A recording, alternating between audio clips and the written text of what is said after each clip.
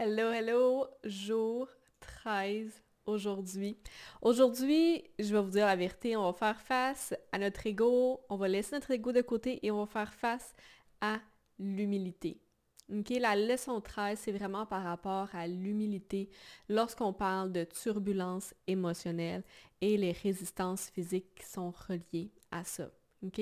Pour pouvoir en faire moins, on doit être capable d'abord on doit être prêt à se détacher du résultat et ce que ça peut avoir l'air d'un point de vue externe.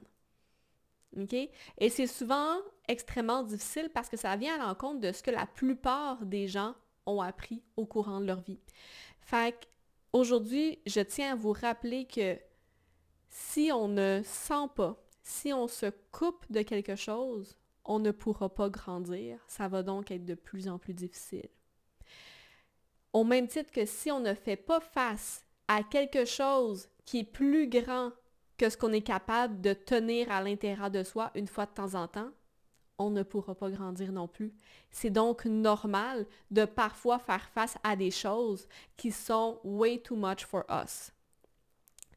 Et la dernière chose, si on ne sait pas comment construire, bâtir des racines qui sont réellement solides, c'est là qu'on va avoir l'impression de couler et qu'on va être vraiment exhausted au final.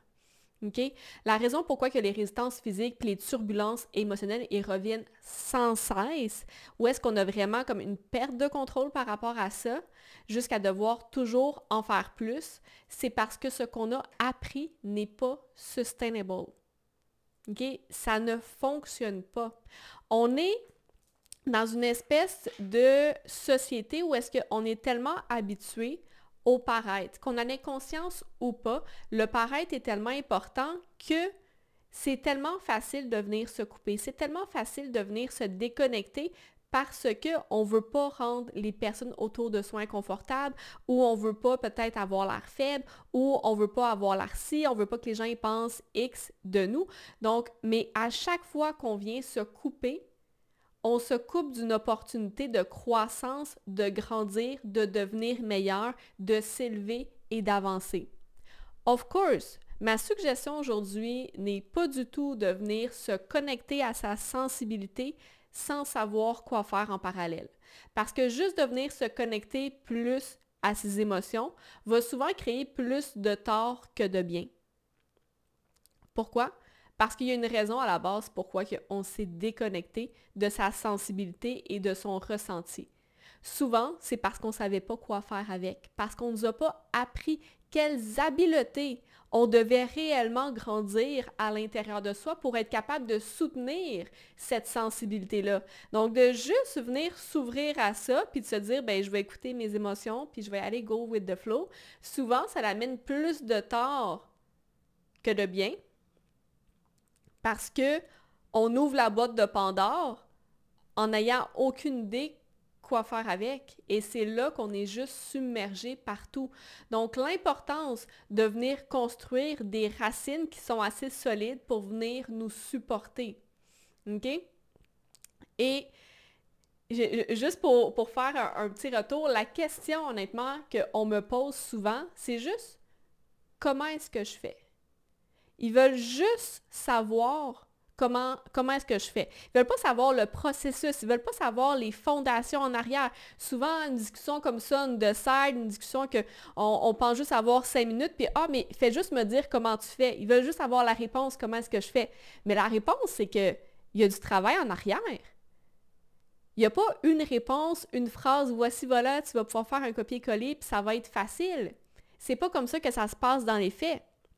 Puis l'autre affaire, c'est que peu importe ce qu'on va débuter dans la vie, ça va toujours être disgracieux. Toujours. On va toujours voir les coupures, les glitches, qu'est-ce qui n'est pas 100% maîtrisé, on va toujours les voir. Puis l'affaire, lorsqu'on parle de régulation émotionnelle, c'est que, right, si ma sensibilité, elle augmente tout le temps, mes habiletés doivent toujours augmenter avec elle. Et comment est-ce que ça fait plusieurs fois que je vous dis comment est-ce qu'on va venir élever ces habiletés-là? C'est en revenant à la base.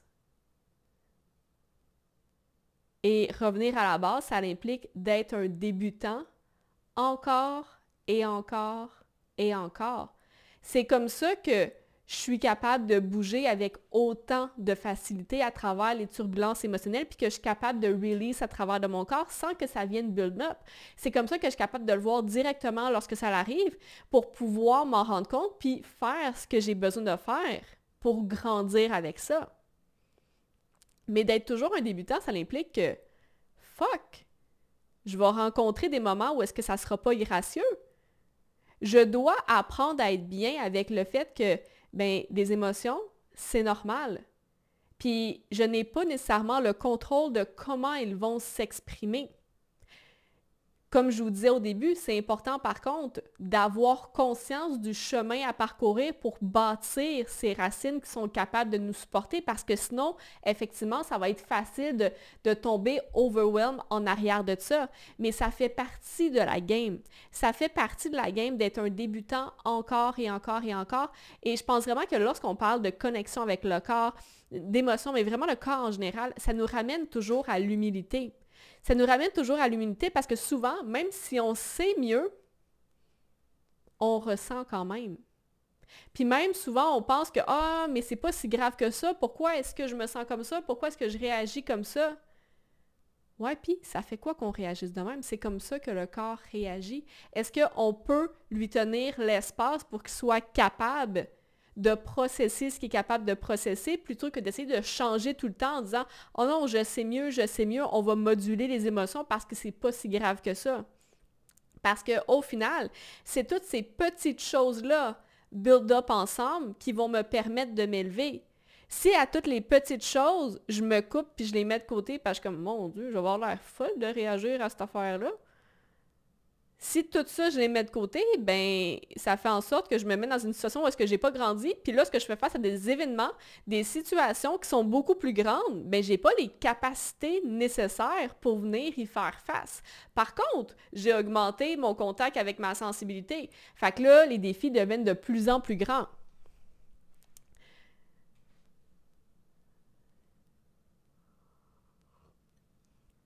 Fait que, à la question, comment est-ce que je peux traverser les turbulences émotionnelles puis les libérer de mon corps avec autant de facilité? Comme je le disais, c'est parce que je suis prête à retourner à mes racines à chaque fois.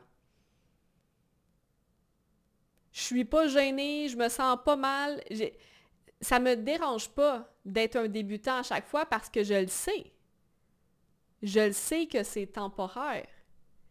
Je le sais qu'au début, honnêtement, si je regarde en arrière, je pouvais tenir à l'intérieur de mon corps pendant des mois, des blocages, des résistances que j'arrivais pas à me défaire. J'avais beau aller consulter, j'avais beau tout faire, puis ça restait là. Aujourd'hui, je suis capable de le voir tout de suite, je suis capable de le release dans mon corps à l'intérieur de quelques minutes. Est-ce que ça veut dire que c'est toujours comme ça? Of course not. Des fois, ça va prendre plus de temps. Des fois, ça peut prendre une journée complète. Des fois, ça peut prendre un peu plus de temps. Mais est-ce que je mets un meaning à ma capacité à surmonter ça? Ben non, je sais juste que si ça prend plus de temps, ça veut juste dire que ma capacité à grow est en train de s'élever. Pourquoi? Parce que je sais que je fais ce qu'il faut derrière. Je sais que je fais le travail qui m'a amené où est-ce que je suis aujourd'hui. Je sais que ce que je fais fonctionne parce que plus que ça avance, puis moins ça me prend de temps. Plus je le fais avec facilité, plus ça se fait tout seul, plus on dirait que, mon Dieu, c'est de la magie ton histoire, je veux juste savoir comment tu fais.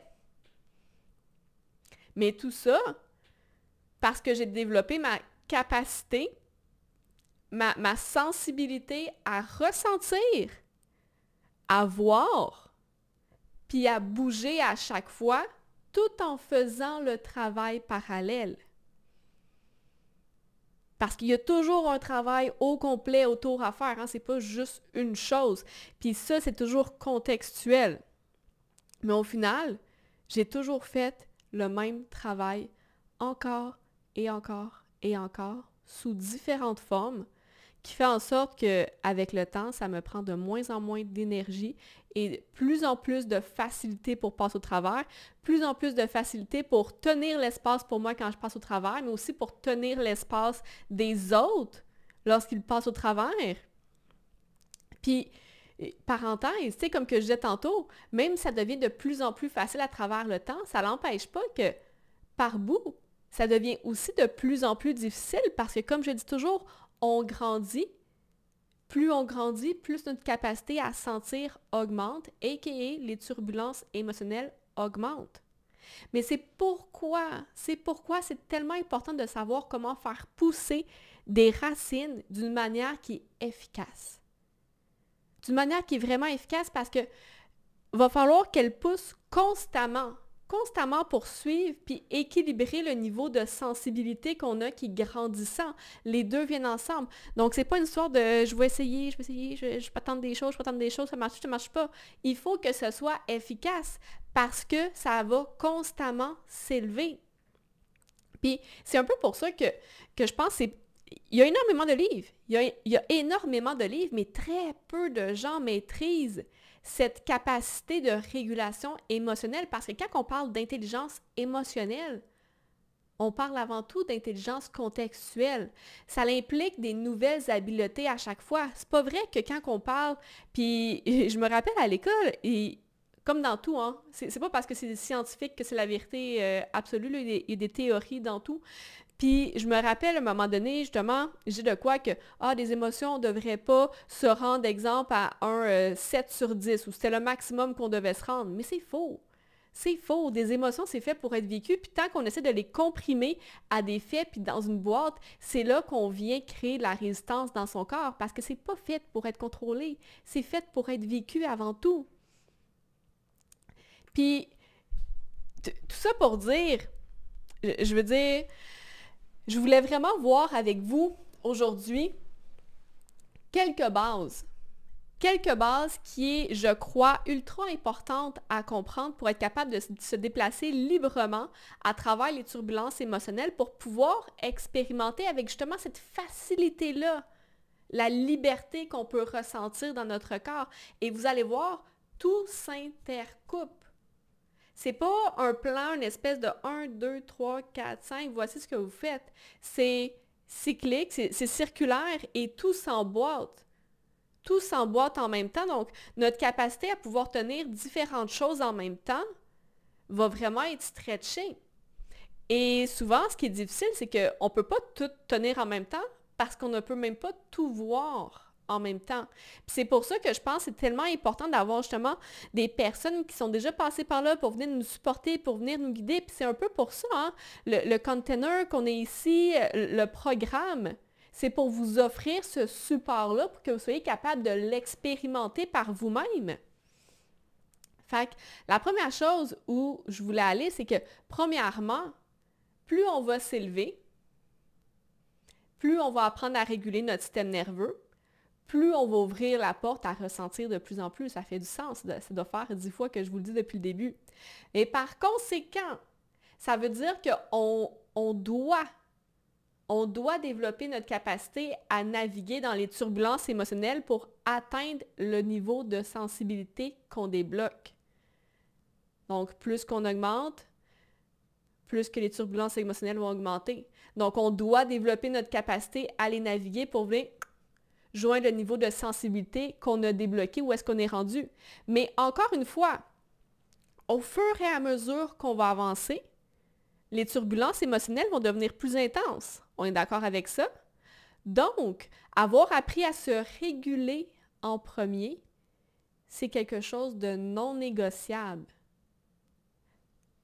Parenthèse, tout en continuant à améliorer continuellement, quotidiennement sa régulation. C'est pas une affaire de « OK, je vais attendre d'être rendu là, puis ensuite de ça, je vais pouvoir faire ça. » C'est non, j'ai conscience que ça, c'est quelque chose que je dois travailler sur ma régulation. Conjointement avec ça, je vais pouvoir travailler à naviguer les turbulences émotionnelles, mais en même temps, je suis consciente que ma capacité de régulation va continuellement être challengée et va continuellement devoir augmenter. En même temps,